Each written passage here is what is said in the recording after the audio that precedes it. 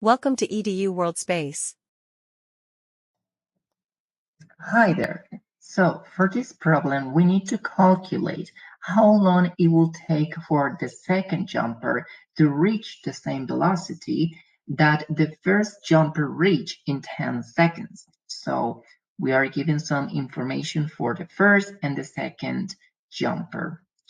The first thing that we are going to do is to draw all the forces that are acting on a free fall body like this, that is not only experience the weight force, but also a drag force that opposed to the direction of motion, in this case, downward. So and after that, we are going to obtain a differential equation for the velocity. We'll solve this equation and solve for the velocity, obtain the velocity for the first jumper, and then we substitute that for the time of the second jumper. So, first, as I said, I'm going to draw in here an axis. I'm going to assume that the downward motion is the positive. So I'm going to put it here, positive, and this is the negative, sorry. So if we have, they're going to assume that this point is a jumper. The only forces that are acting on a jumper are the drag force that we're going to call F of t, and the weight.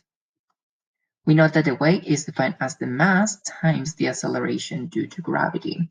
And we know that the drag force is defined as the product between the coefficient of drag times the velocity. So applying Newton's second law, we will obtain that the force is the sum of all of these forces. So because we set that downward is the positive direction, so we will set that the weight is positive minus the drag force that we have defined, that we know it is defined as this. And this should be equal to the mass times the acceleration, because the system is moving, jumper is moving downwards. So with this, we can we remember that the acceleration can be written as the derivative of the velocity with respect with time. So we can substitute that in here and also divide all of this by the mass m. So we will have something like this. G minus k over m times b is equal to, so we have obtained a differential equation and we need to solve it. So we are going to pass this differential of t to the left side and this expression to the right side, because the right hand side term is the one that depends on the velocity p. So doing that, we will obtain something like this.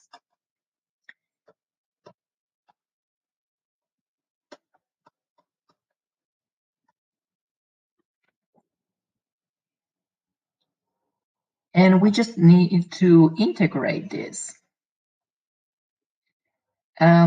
The first integral, the right-hand one, is just simply the time plus a constant, that is the integral constant. And from the other part, we're gonna make a change in variables to make an easier integral. We are gonna set that u is equal to g minus km times b, so that the differential in the u, it is minus k over m dv, because that's the only variable in here. The other are just constants, and we can solve for the dv. the differential in velocity, so that is this. So we can simply substitute all of this in here, and we will have something more simplified. And we will have a term that can be taken out of the integral because it is a constant. This term in here is a constant, and we can just take it out of the integral, and we will just simply have this integral, and we know the result of that integral. We know that it is the Neperian logarithm of u, and we know what is the expression for u, so we just substitute that g minus k of b. Now, with this, the first thing that we need to obtain is the velocity for the first jumper, because we need that velocity to solve for the time in the second jumper. So we need to solve for b. So, and we first pass this term to the other side. We will have something like k over m times theta plus c is equal to the logarithm of g minus k over m times b. Now we apply the exponential function because that is the inverse function of the Neperian logarithm. And we know that the exponential of the sum is the product of the exponential of each term. So that's what I'm doing in here. We will have this, and we will have for the other side this. We can keep solving for b. So I'm gonna call this term a sub 0. That is like the initial amplitude of the system, and we need to determine that from initial values. So let me just keep solving for b. So we will have minus exponential of k over m t a sub 0 plus g. This is equal to, and all of this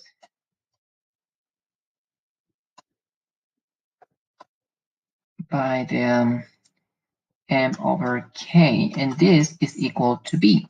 Now, the initial condition for this problem is that the velocity at time t equals to 0 is 0. So we can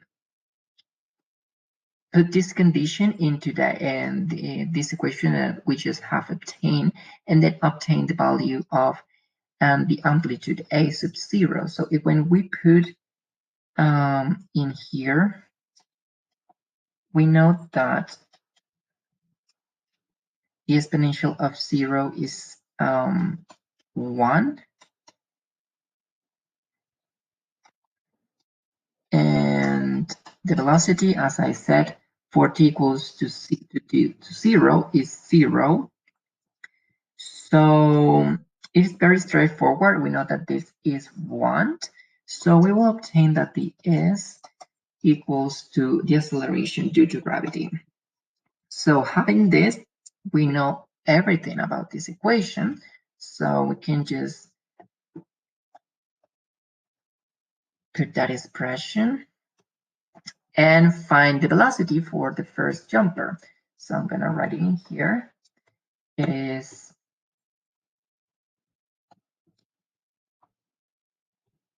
m over k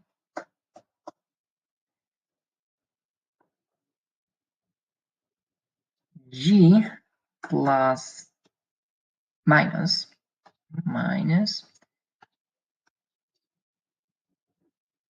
the exponential g times the exponential. You can see that you can take out the repeated term, which is g. I'm going to put it in here, upside, and it is minus the exponential of minus k over mt. So this is the expression for the velocity.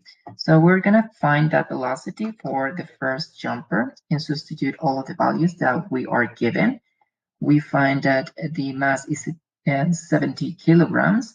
This for the coefficient of drag, and this is the time that we need to determine that velocity. So I'm going to put all of this in here.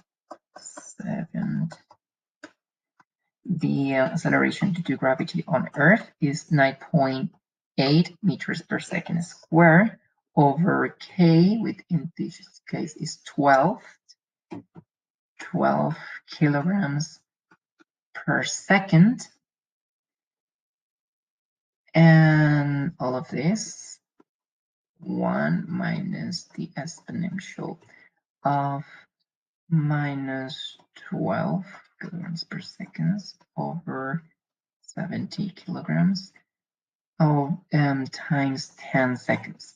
So I'm going to put all of this into the calculator, and the result is 46.9 meters per second. So this is the velocity. And to find the time,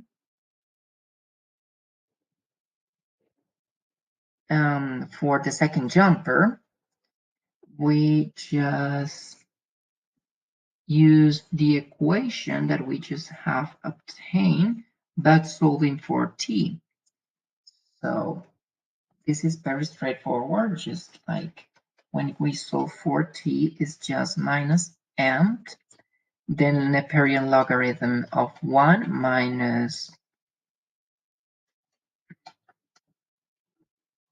this over k, the coefficient of drag.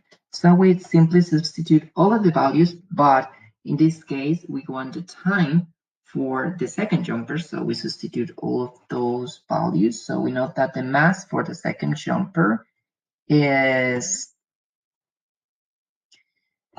75, the coefficient of drag 15. So I'm going to put all that in here, 75 kilograms. And the logarithm of 1 minus that coefficient of drag, which is 15 kilograms per second. We want this time for when the second jumper reach the same velocity as the first one. So we put that out in here, 46.9 meters per second. And this over m, which is 75 kilograms per the acceleration due to gravity. All of this over 15 kilograms per second. So putting all of this into the calculator, we obtain a time of 15.75 seconds. So this is the time it takes for the second jumper to reach the same velocity that the first jumper has when it reached 10 seconds. So this is it for this problem.